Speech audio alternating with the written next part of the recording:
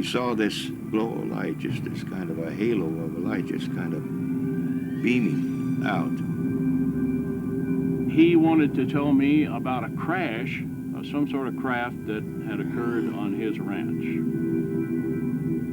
He would wad it up in his hand. When it hit the table, it spread out just like water with no wrinkles. And it looked like there was a hieroglyphic type writing written along the inside surface of the I-beam. They had no earlobes. They had 2 ear canals, 2 very small orifices for the nose, a concave face. Oh yes, it was a cover-up from the beginning.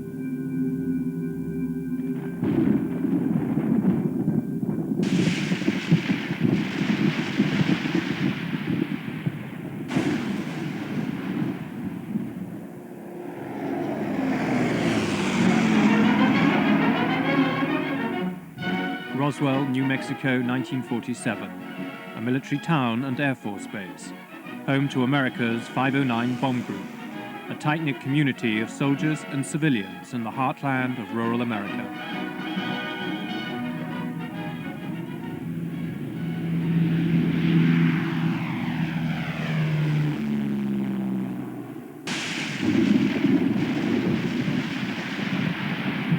In the summer of 1947, the whole of America was gripped by a wave of sightings of flying saucers.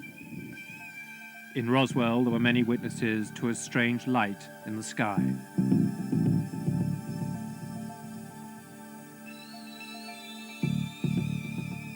But it was just going in a northerly motion at a pretty rapid speed, but nothing like a falling star or a meteorite.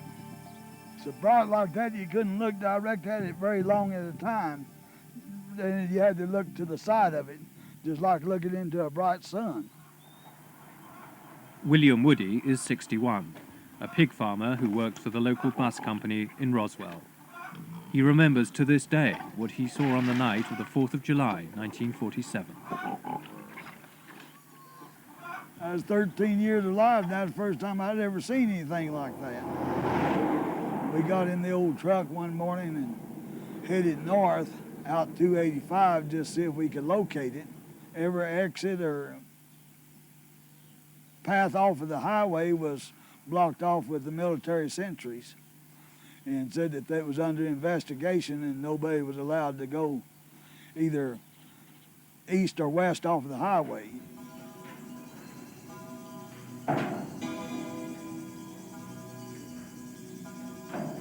On the Foster Ranch, 75 miles northwest of Roswell, Mac Brazel, a farmhand, was on his daily rounds when he came across some strange material scattered in the fields. His sheep refused to go near it.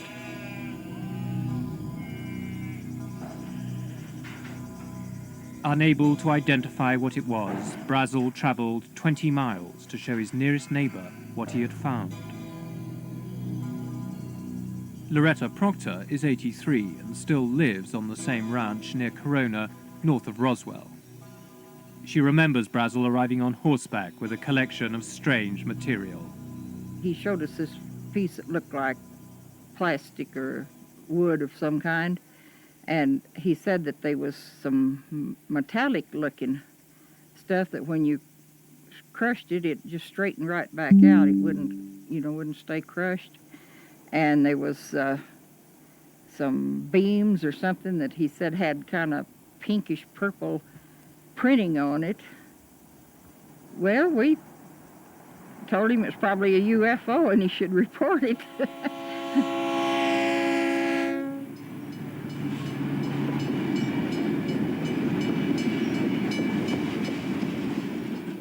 Brazel took her advice and traveled into Roswell town with the strange debris. He reported his find to the sheriff of Chavez County. Sheriff George Wilcox immediately notified the local air base. Roswell Army Airfield was home to the 509, America's elite bomb group which had dropped the atomic bomb on Japan.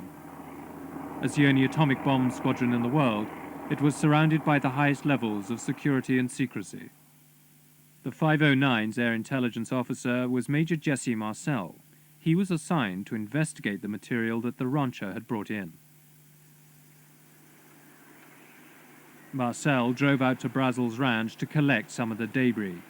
That night, he brought it back to his house to show his wife and son. He came back real late one night, about 2 o'clock in the morning, as I recall, very excited because he woke myself, my mother up, saying they found parts of a UFO or a flying saucer at that time. And he wanted me to see it because it was such of an unusual type of finding. Dr. Jesse Marcel Jr. is himself a pilot, colonel, and state surgeon in Montana's Air Force Reserve.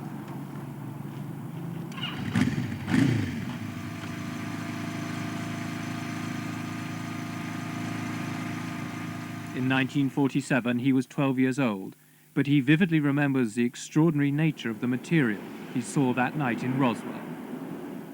As I recall, the most unusual part of the debris that I saw was the I-beam fragments, or what I recall as being I-beam, because they were very light, very strong, and they had some writing along the inside surface of this. And that was the thing that really set this apart from anything I'd ever seen before. Dan Dwyer and his colleagues in the Roswell Fire Brigade were also involved. The firemen were shown some remarkable material with curious properties. Dwyer's daughter Frankie was in the station at the time and remembers picking it up. When I would wad it up, it was like I had nothing in my hand. I couldn't feel it touching my skin. It was real weird. You'd drop it on the table and it was just like water, the way it would spread out. Meanwhile, Major Marcel brought the material he'd recovered back to Roswell Army Airfield. The commanding officer, Colonel Butch Blanchard, surprisingly ordered his public information officer, First Lieutenant Walter Hort, to issue an astonishing statement to the press. I was instructed by Colonel Blanchard to put out a press release which in effect stated that we had in our possession a flying saucer.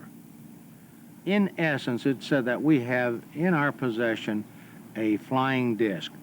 It was picked up on a ranch, and I can't remember if I said northwest of Roswell, brought into town by Mac Brazel, a ranch foreman, and the material was flown to higher headquarters, 8th Air Force, General Ramey. It was an announcement that stunned the world. The London Daily Telegraph reported that although no details were given of the craft, the Air Force claimed that it was of a flimsy construction, like a box kite. A small town in America had become the center of the world's attention. There was a tremendous amount of excitement because here I am, a little country editor in a small city in New Mexico, talking to Paris and Rome and London and Tokyo, and I can't remember all of them, spent the whole afternoon on the phone. And I know that my counterparts at the Roswell paper and probably at the radio stations did the same. But there was a lot of excitement. America was transfixed. Radio networks issued hourly bulletins. This is an actual broadcast of the time. Headline edition, July 8, 1947. The Army Air Forces has announced that a flying disc has been found and is now in the possession of the Army. Army officers say the missile, found sometime last week, has been inspected at Roswell, New Mexico, and sent to Wright Field, Ohio, for further inspection. Russia has demanded UN action to get all... Major Marcel had flown samples of the material to Fort Worth, Texas, headquarters of the 8th Air Force. Here, the story would take a remarkable turn. General Roger Ramey, the commanding officer there, called a press conference in his office. In front of photographers, he invited Major Marcel to display the material he had brought from Roswell.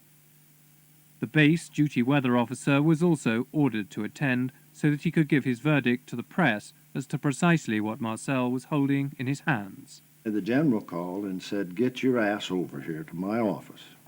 We got something here we want you to look at." And aye, sir. And he says, if you've got a car, fine. If you haven't, get one. Get the first means of transportation and get over to my office. And when I saw that, I said, "Is that your flying saucer?" And they said, "Yeah." And I said, "Well, hell no, that's a Raywin target and balloon. And if it isn't," I said, "I'd eat it without salt or pepper. I know what that is." "Are you sure?" Yes, I'm sure. I know what that is. This is what I would like to show you.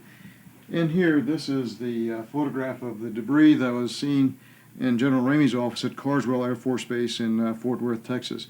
This is my father holding up what is very obviously parts of radar target with balloon debris.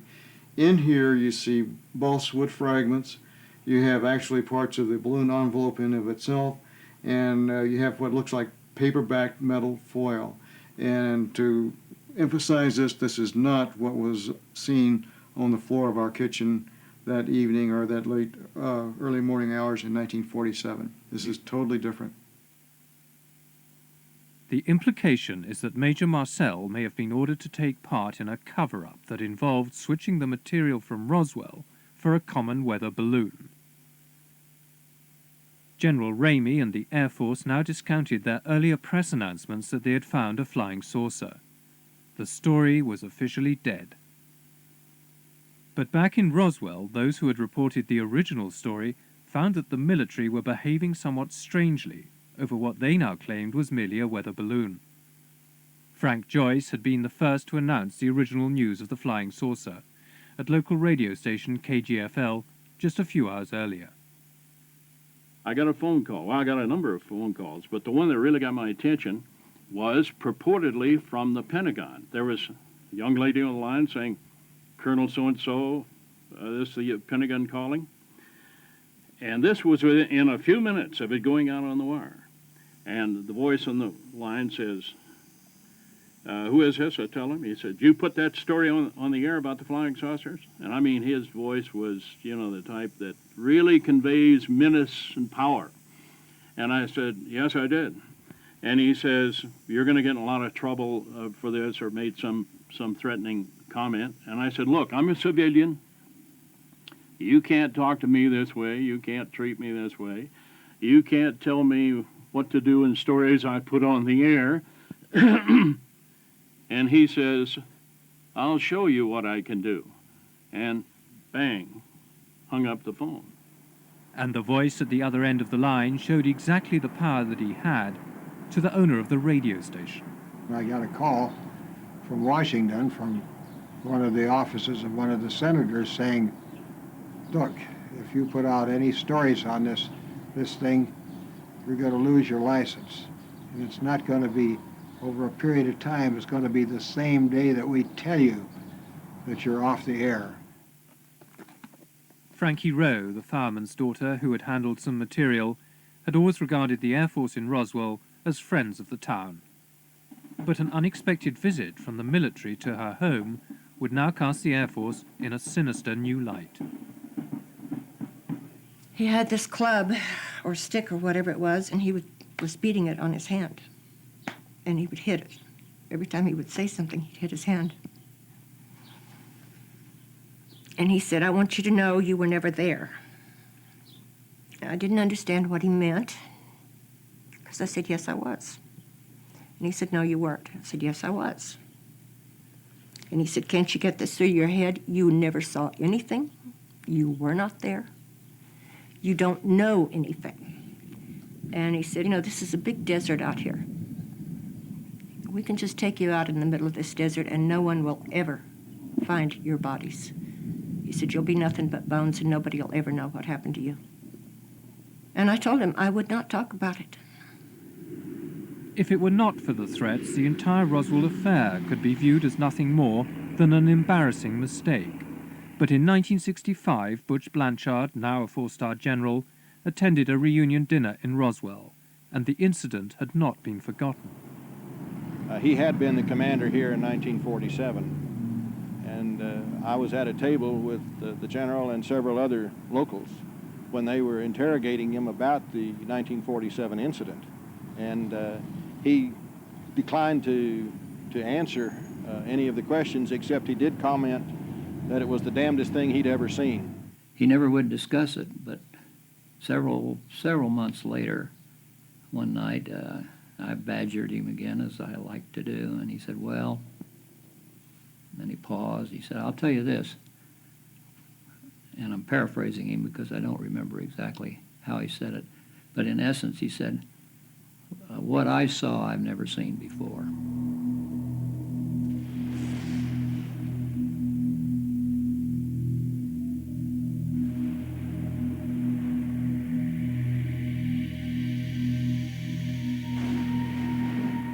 For 30 years, the Roswell incident remained a dark secret.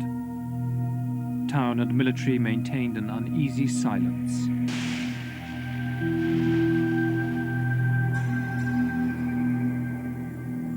The story didn't see the light of day until 1978, when Jesse Marcel, the 509's intelligence officer, went public with an appearance on American television. I was amazed as to what I saw. The amount of debris that was scattered over such an area. It took me a while to realize that there's something strange about it. But the more I saw the fragments, the more I realized that it wasn't anything that I was acquainted with. I proved I tried to burn it, it wouldn't burn. I tried to break it, it would not break. If it was something of ours, I'm sure there would be no reason to keep it under cover that long. If it's an alien spacecraft, there's another reason why it would not never be known by anybody here until they found out more about it. I sensed that there was a cover-up someplace about this whole matter. In 1947, General Ramey's chief of staff was Colonel Thomas DuBose. Shortly before he died, he was interviewed on home video. As a retired brigadier general, he is the highest-ranking officer ever to comment on the Roswell incident. It was a cover story. The balloon part of it is the story that's to be given to the press, and that is it, and anything else, forget it. And McMullen, if you ever knew him, if you told him that he wanted to run something, he goddamn sure ran it. He knew every facet of the operation. He's a busybody.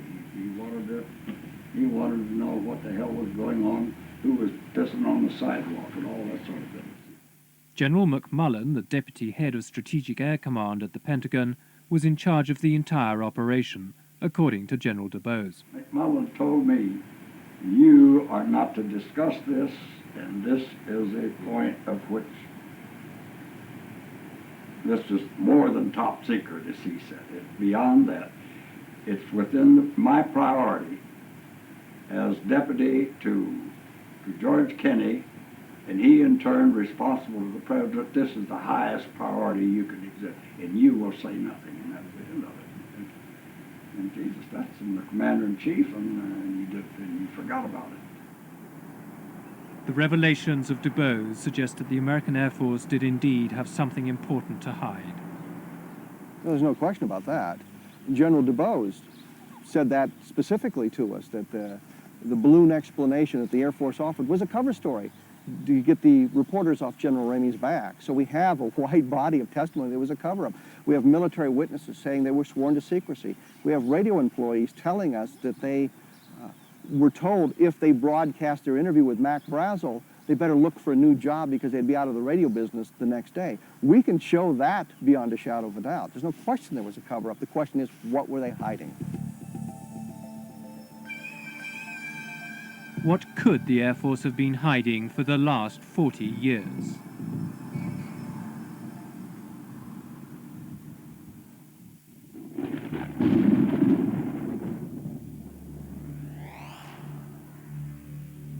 One man who may hold the key to the Roswell mystery is Frank Kaufman. Kaufman claims that in 1947 he was a master sergeant in personnel at Roswell Army Airfield.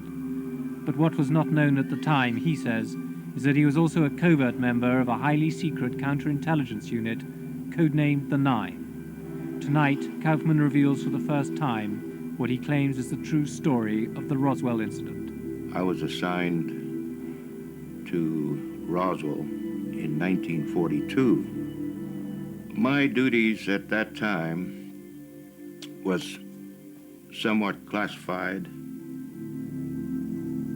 The events that led up to the 1947 incident is rather peculiar because there is a lot of erratic movement on the radar screen, and this called our attention that maybe we better monitor those screens. They sent some of us to Alamogordo, the White Sands, to view the the blips on the screens.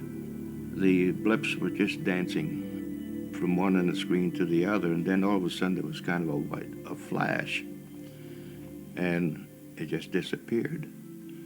Well, that indicated that possibly maybe a plane or a missile or something just went down. Kaufman says he and his team immediately drove east from Alamogordo, back to Roswell, then towards a location about 45 miles south of the Foster Ranch. And now this was late at night. We started to clip some of the wire fence and drove into the area. The terrain was very rough at the time. There was no roads leading into it.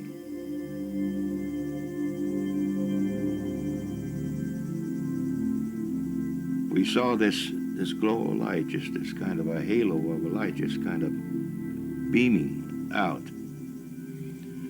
We got to, I guess, maybe 200 yards, maybe 300 yards from where it was. And we learned right then and there it wasn't a plane, it wasn't a missile, it was kind of a strange-looking craft that was embedded in the arroyo. See? The size of the craft, I would say possibly maybe around 20, 25 feet in length, and it was open and kind of halfway, and one body was thrown up against the wall of the arroyo. The other one was half in and half out of the craft. And when we got in close, we noticed that there were probably 3 others inside the craft.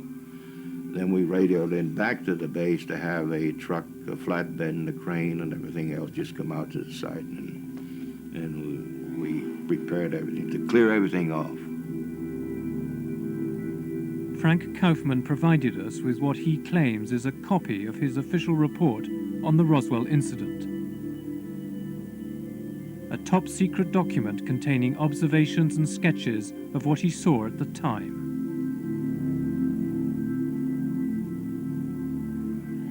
We saw panels of controls. We couldn't make them out. They were writings. We didn't know what it. We couldn't decipher it or anything of that nature. And the underbelly of the craft had a series of cells, quartz type cells, sort of glass-looking cells, Arctic in shape.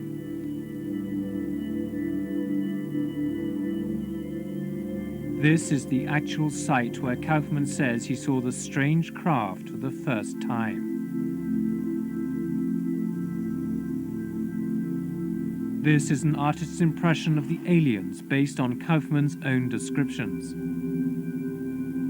We noticed one thing, that deterioration was beginning to set in on one of the bodies of the hands. We noticed the hands of skin trying to shrivel up, and that's the reason why we put them in the bags real in a hurry and got them out to the base hospital. They called the mortuary here to find out if there was anything that they could preserve the bodies with. The base also inquired about the availability of child-sized coffins, and later there was another call to the town undertaker.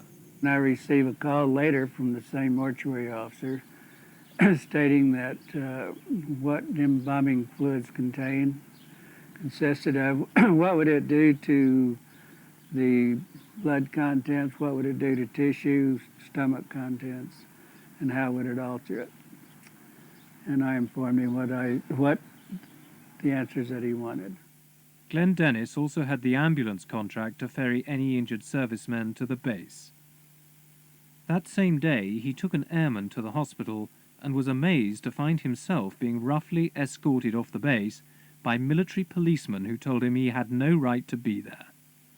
As they were taking me out, there was a door that was open over to the left, and there was a nurse coming out that had a towel over a portion of her face, and she looked up and she recognized me, and she said, "Glenn, get out of here. Get out of here as fast as you can. You're going to get in a lot of trouble." Then the next morning, she called me about 10 o'clock or so and said that she would like to see me, that we had to talk. And so I met her out at the Officers Club that morning. And she was already there when I arrived at the Officers Club. She was very upset, still crying, very hysterical. Then she told me what happened about going into this room. These doctors were there, and there was some 2 hospital gurneys there with the crash bags. One crash bag was 2 very small mutilated bodies. The other one, there was a very small body in a crash bag, but hadn't been mutilated as much as the others. And she told me the reason what they wouldn't let her out because they wanted her to write down what they were examining. And that's what she was doing. And they all became very ill. They said that the smell, and it was a very toxic smell, and they just couldn't breathe and get their breath, and they had to get out. This is Hangar 84, and this is where the craft and the bodies were actually brought into this hangar, but there was a lot of activity in this area here. And inside the hangar, right above on top, there was this large spotlight which was shining down on the craft, and also the bodies were laid out. There were 5 of them. And there was a cordon of military police around the area to keep people getting too close. There were other witnesses to the strange events at Hangar 84. I had security clearance, so I told him I came over there to pick up Lieutenant Governor Joe Montoya. He was at the hangar. Joe Montoya, Lieutenant Governor of New Mexico, was at the base campaigning for re-election. Outside Hangar 84, Ruben Anaya was waiting to pick him up. So the APs just lead us over there, you know, and then, but they didn't park close to the hangar. They parked about a half a block away. And I says, what the hell's going on, you know? And then when they went toward I moved a little closer, and that's when the big hangar was open, and Senator Montoya came out. He says, let's get the hell out of here. He says. When he come out of there, he come all scared, and he said they saw 2 little men with the big heads. But one was alive, still alive. They had him laying down on the floor, and he come out and told us the boss was there, and one was still alive.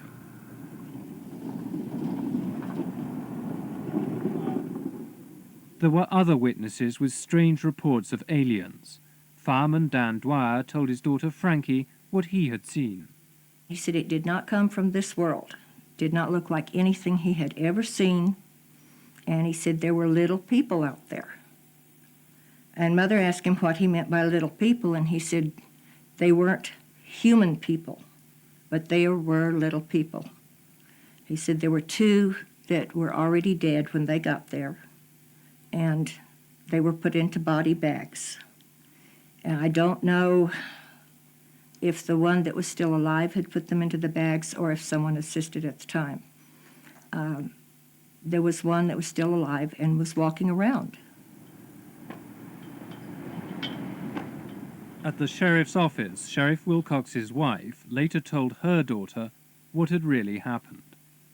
She said that there was a flying saucer and that they even found some bodies by it, and one of them was alive, and that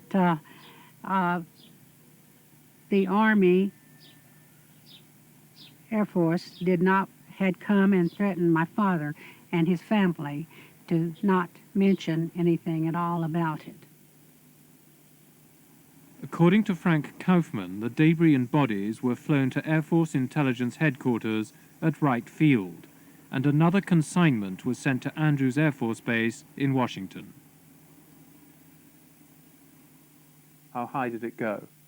All the way to the president, I was told. President Truman.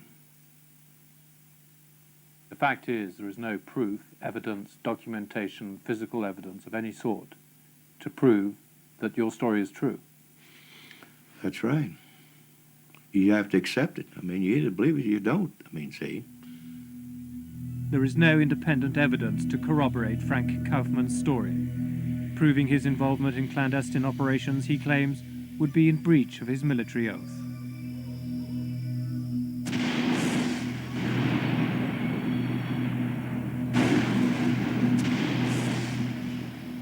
The lack of tangible evidence has been a consistent feature of the Roswell incident. Then earlier this year, a sensational film allegedly shot by an American military cameraman appeared in London. Our cameraman says that the crash happened in June. He was sent down to White Sands on the 2nd of June, 1947, and that they'd spent a week and a half clearing up the area. He also explains that when they first arrived at the site, the area had been cordoned off, and that no one went anywhere near the vehicle. The ground surrounding the vehicle was hot. He said the creatures were all laying by the side, holding onto these oblong boxes which they wouldn't let go. And after a few hours, when the military moved in, the instruction was to move away all the loose debris and the creatures.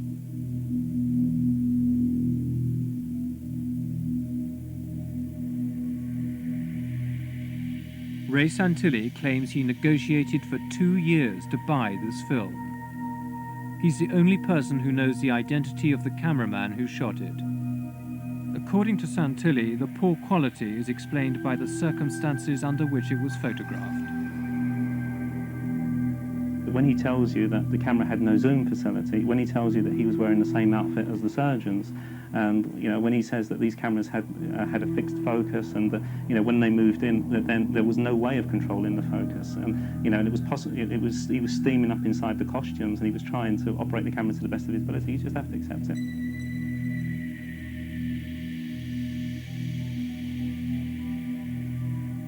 The other question is, well, why isn't it a fixed camera? Why isn't it a camera fixed above looking at the body? But then his argument is that, well, surgeons were bending over it all the time, and the only way you can get to see these things is by moving around. And the camera that he detailed as using, we checked at the museum, and it's a handheld camera. Despite repeated requests, Ray Santilli has been unable to arrange a meeting between us and the cameraman. So far, we have no real proof of his existence.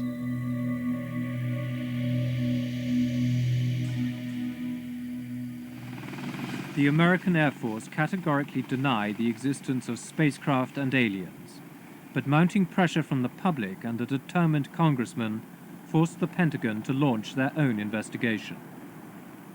In July 1994, their official report admitted for the first time that the original weather balloon story was in fact a lie, designed to cover up what had really crashed at Roswell, a balloon of a different kind. This is film of Project Mogul, a top-secret project designed to detect sound waves from Soviet atomic tests.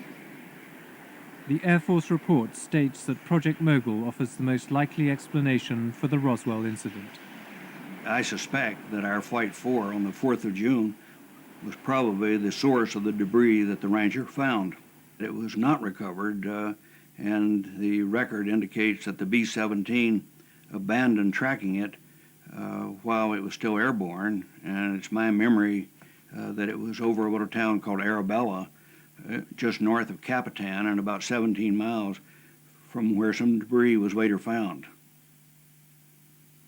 Curiously, an examination of the actual flight logs of the time reveals that there is no record of the existence of Flight Number 4 on the 4th of June, the one the Air Force claims explains the Roswell incident. Moore says no records exist, as no data was entered for unsuccessful flights, yet other flights that were unsuccessful are clearly documented. Discrepancies such as these have led many to doubt the Air Force's insistence that Project Mogul is in fact the answer to the Roswell mystery. On Capitol Hill, the representative for New Mexico, Congressman Stephen Schiff, is suspicious of the number of different explanations offered over the years. We've had 3 different explanations from the military about what crashed. The first explanation is it was a flying disc, meaning flying saucer in today's terminology. They changed that and said, we made a mistake. It wasn't a flying disc, it was a weather balloon. I still find it amazing that the United States top bomber wing, with the only wing that was eligible to carry nuclear weapons at that particular time, would not know a weather balloon from a flying saucer, but apparently somebody didn't, according to them. So we then had the second explanation that this was a weather balloon, and we now have the third explanation that this was part of a highly classified radiation detection experiment. So we have 3 separate explanations as to what crashed, but no dispute that something crashed. If it wasn't a balloon, what did crash at Roswell? A flying saucer or something else? And how does the controversial Alien film relate to the Roswell mystery? New Mexico is the most secret state in the Union. Historically, its deserts and skies have been the center for more highly classified and secret scientific projects than any other place on Earth. The suspicion is that some strange top-secret military experiment could lie behind the Roswell mystery.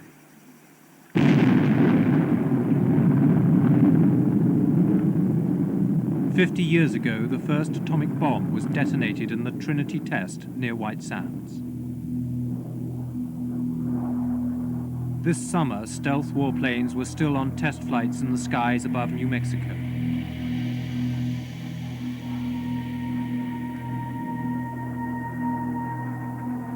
And almost half a century earlier, their predecessor, the Flying Wing, was also seen in these skies.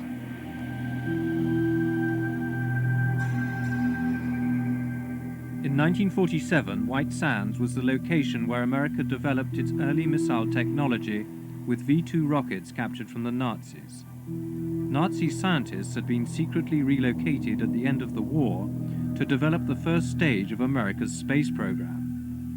Werner von Braun, the inventor of the V-2, was in charge of the operation. It is known that animal experiments were part of the American space program in the 1950s. But could there have been any as early as 1947? One series, which was known as Project Albert, which launched a chimpanzee or a monkey, a small monkey, in one of the nose cones. Needless to say, the monkey didn't survive due to some technical difficulties with the nose cone in re-entering into the Earth's atmosphere. When was that? That was probably around the late 40s and the early 50s. And this was even before the famous Ham, the space chimpanzee, which was trained over at the Alamogordo Air Force Base. Could it have been as early as 1947? Probably around 1947. I know that Project Albert began with, I believe, V2 number 47. Our investigation reveals for the first time that animal experiments may have been conducted much earlier than was previously thought. If so, then could the Roswell incident have been some highly secret experiment that went catastrophically wrong? Is it possible that a V-2 rocket with animals on board could have gone astray and may account for the descriptions of bodies and strange debris offered by so many witnesses at Roswell?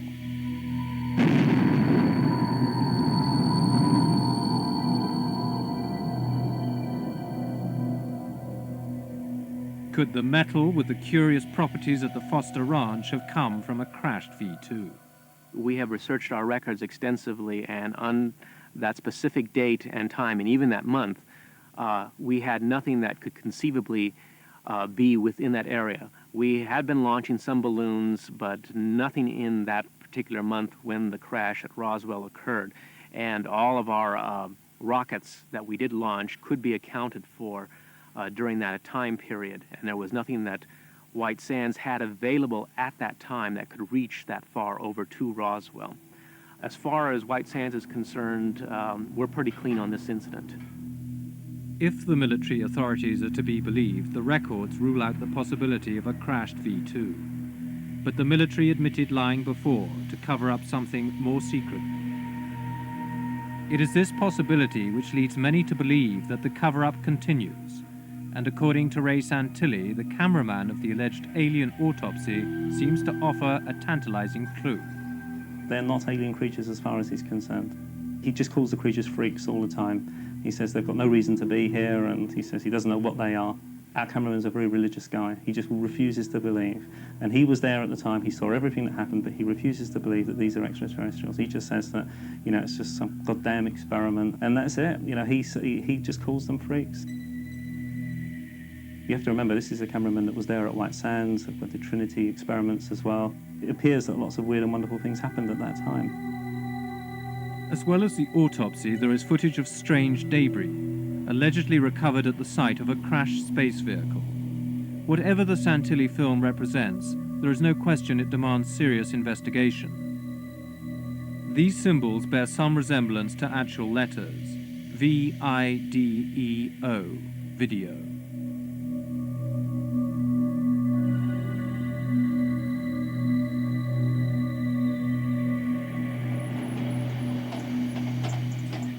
Despite doubts about its authenticity, we took the film to America to show to some of the witnesses that we originally interviewed about the Roswell incident.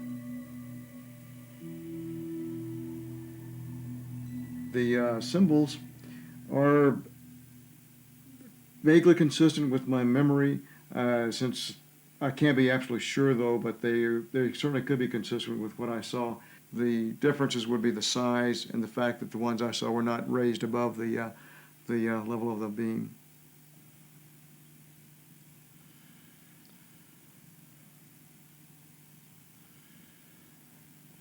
I'm trying to count the fingers in there. That's 6. I don't recall 6 fingers, though. I don't know. It could, I won't swear to it, John. I don't recall those 6 fingers, though, to be honest with you. It doesn't look too close to the Roswell incident. I can say that much. Dr. Ian West is one of Britain's leading forensic pathologists. He's frequently called upon by Scotland Yard in murder investigations. The blood pattern is unusual. You don't normally get, that incision has been open for some time now. We've got 4 little trails running from it. Although we have a number of quite distinct linear trails, dark trails, which look like blood trails, they're not of the nature that I would expect to see at a post-mortem. I would see some more smearing, some more irregularity in the blood loss from the margins of the incision.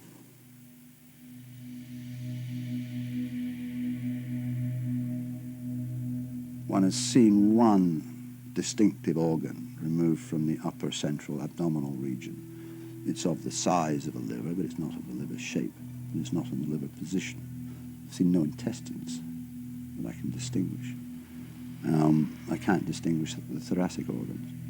It certainly doesn't resemble, from what one can see here, any human remains that I've ever seen. There's just no evidence to say this is definitely nothing on the film which makes me say this is definitely a hoax. My feeling is that probably about 98% feeling is that this is probably a man-made hoax. I have, as I say, a 2% area where I don't know. In my opinion, I think it's a special effect. It's man-made. It's a good special effect. It's not going to be a cheap item. It's going to be, a few $100,000 probably. It's difficult to say when something like that could have been made. Certainly in the 60s they were doing things at Hammer, which were very similar. I would guess that it was not before the 60s, but sort of mid-60s I would think would be the earliest it could be. I don't think anyone could be certain that it's a special effect. I mean, it's how do I know what the inside of aliens look like? No one knows. I know what the inside of foam rubber and polyurethane foam looks like, and it looks very similar. Many people who are deeply suspicious about the film think that you could be behind the hoax yourself. What have you got to say to that? I still go back to what I said before. If someone, even if it was our company, wanted to hoax a piece of footage, why not do the job properly? Why not create something that really looks like an alien creature? Why come up with something where you've got these unnecessary hurdles of saying, well, is it human or is it not human? And in answer to your question, we didn't hoax it. You sure? Absolutely sure. 100% sure. I mean,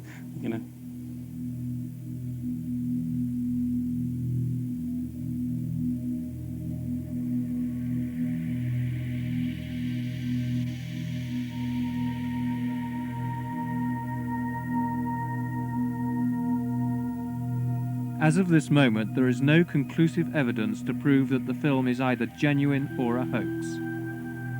Establishing its provenance is a critical factor in moving the Roswell mystery closer to resolution. One vital step would be to have the film chemically analyzed by a photographic laboratory. Are you going to provide proper a film extract which can be properly tested by Kodak, which has proper images on it. I'll provide you with a film. I'll provide you with what I can, which will be a film with image, and the only way that I can do that is by securing some film from the collector that bought the first autopsy, which is currently en route to us. So far, no suitable film extract has been provided for laboratory tests. But we continue to press for it.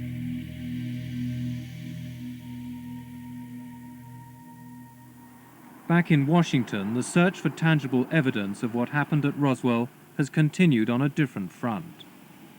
The issue is providing to the public whatever records may still exist, if any, and there may not be any, but if any, on the Roswell incident, so people can make their own determination. That is the mission that I discussed with the General Accounting Office. The General Accounting Office is a powerful body which oversees government operations.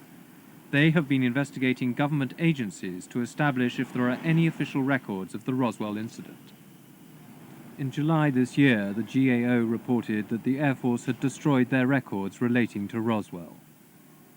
For conspiracy theorists, it sounds all too convenient. But one man who would know if Roswell ever figured in secret files is Frederick Durant. In 1952, he investigated the whole question of flying saucers for the CIA. If there had happened in 47, we would have known about it in 52 or 53 when I was involved. And I truly believe that we had the best information available in the intelligence community, including the White House and the National Security Council. And the investigation would certainly have, in fact, it was not even considered in the Blue Book because it was meteorological balloon wreckage. But you are absolutely convinced that what you have told us what you saw and that is 100% accurate? I am absolutely 101,000%. It's the truth. The whole truth, nothing but the truth? That's right. As Ripley would say, believe it or not. For nearly 50 years, the Roswell incident has defied all attempts at rational explanation. In the world of UFO mysteries, it has become the most celebrated of them all. In the absence of any physical evidence, it all comes down to a question of faith. In the course of our investigation, we have encountered a wilderness of fact and fantasy. Credible witnesses relate incredible tales with apparent sincerity. Incredible characters make outlandish claims that cast grave doubt on their own rationality.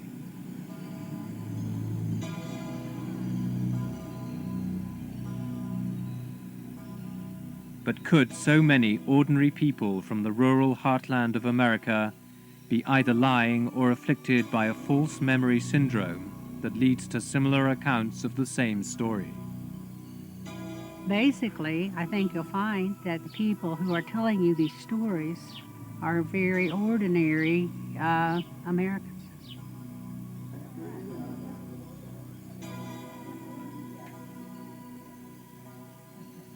I know it happened. I know it was real. The threats were real. I think that they're covered up some, and I think they should tell the truth to the public now. Today, the Roswell incident remains shrouded in mystery. The Air Force insists that there are simply no secrets to conceal. Yet in a final twist, a source close to the Pentagon has informed us that secret documents have now come to light, and that in the next few months a new report will finally explain the mysterious accounts of strange bodies. It is just possible that the riddle of the Roswell incident may yet turn out to be a cosmic Watergate. General Ramey describes the object as being of flimsy construction, almost like a box type. He says that it was so battered that he was unable to determine whether it had a disc form, and he does not indicate its size. Ramey says that so far as can be determined, no one saw the object in the air, and he describes it as being made of some sort of tinfoil. Other Army officials say that further